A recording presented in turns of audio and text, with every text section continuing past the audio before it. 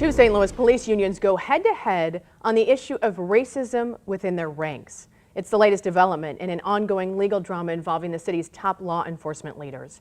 5 on your side, Sarah Maki is live to break it all down for us. And Sarah, how did we get here in the first place?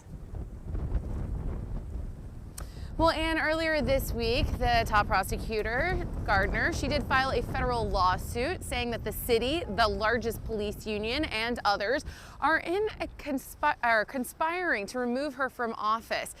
So the police union reps who are named in that lawsuit, they say that that claim is meritless. But now, today, on the other side, the Ethical Society of Police, whose membership is made up 97% of African Americans, they say that they are siding with Gardner on this one.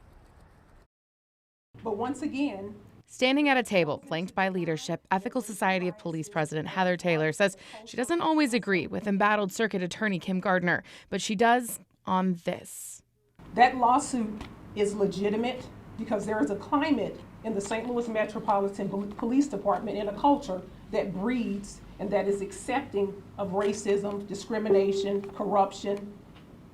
And some of those entities are within the St. Louis Police Officers Association. Taylor says the department has low retention rates for African American officers, failed to implement cultural diversity training, and she pointed to high-profile cases like the $1.1 million racial discrimination settlement for Captain Ryan Cousins.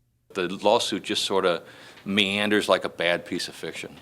The support comes one day after St. Louis Police Officers Association leader Jeff Rorta, a defendant in Kim Gardner's lawsuit, rebuked her claims of racism within his ranks and called for her resignation or removal from office.